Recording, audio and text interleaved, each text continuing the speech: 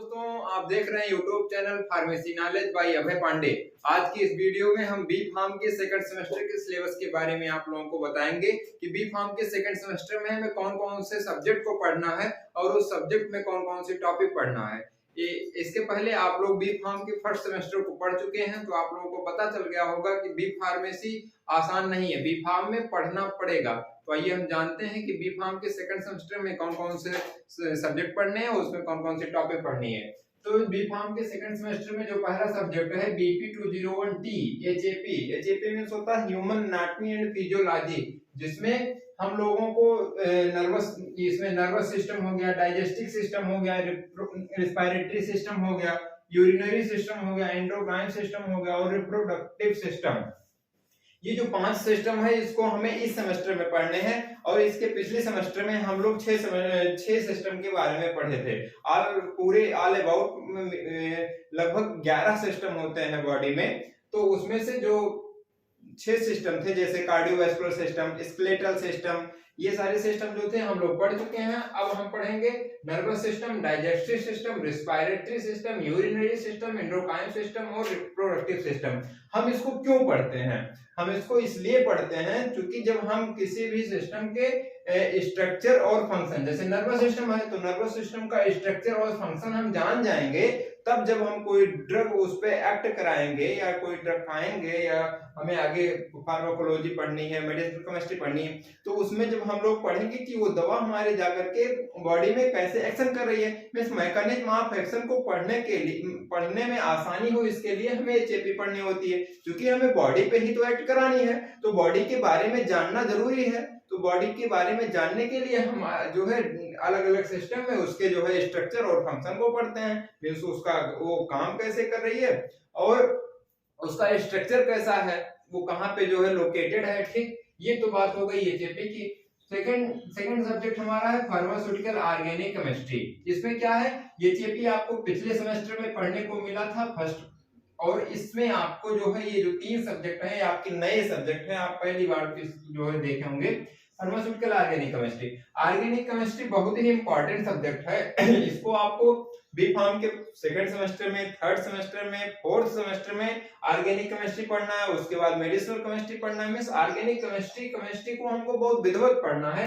इसमें हम इस सेमेस्टर में क्या पढ़ेंगे, क्लासिफिकेशन, हम ऑर्गेनिक केमिस्ट्री के क्लासिफिकेशन पढ़ेंगे, नॉमेनक्लेचर पढ़ेंगे कि कोई भी हमारा कंपाउंड है उसका हम नॉमेनक्लेचर कैसे करेंगे, आइसोमेरी में पढ़ेंगे। ठीक, एल्केन, एल्कीन और एल्काइन ये पढ़ेंगे। ठीक, कॉन्जुगेटेड डाइईन पढ़ेंगे। ठीक, अल्कोहल पढ़ेंगे, कार्बोनिल कंपाउंड पढ़ेंगे, कार्बोक्सिलिक एसिड, मतलब जितने भी ऑर्गेनिक कंपाउंड होते हैं उन सारे ऑर्गेनिक कंपाउंड के बारे में हम लोग फार्मास्यूटिकल ऑर्गेनिक केमिस्ट्री में पढ़ेंगे सेकंड सेमेस्टर में। सेकंड जो है थर्ड हमारा सब्जेक्ट आता है बीपी 203T बायोकेमिस्ट्री।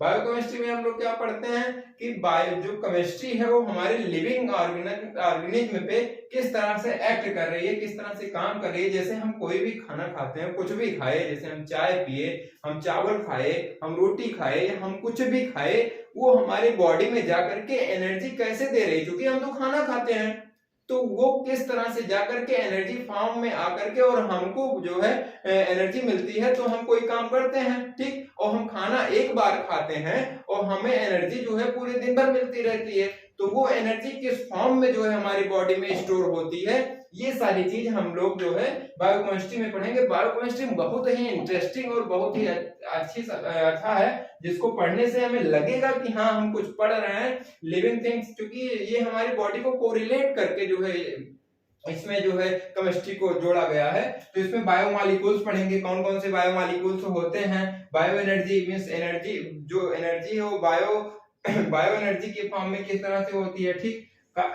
कार्बोहाइड्रेट क्या हो, कार्बोहाइड्रेट मेटाबॉलिज्म क्या है, biological oxidation, lipid metabolism, amino acid metabolism, ठीक, nucleic acid metabolism, genetic information enzyme, means ये सारी चीजें जेनेटिक इंफॉर्मेशन, जितने भी चीज होते हैं बायो से संबंधित में, लिविंग ऑर्गेनिज्म से संबंधित, बॉडी से संबंधित, वो सारी चीजें हम बायोकेमिस्ट्री में पढ़ेंगे।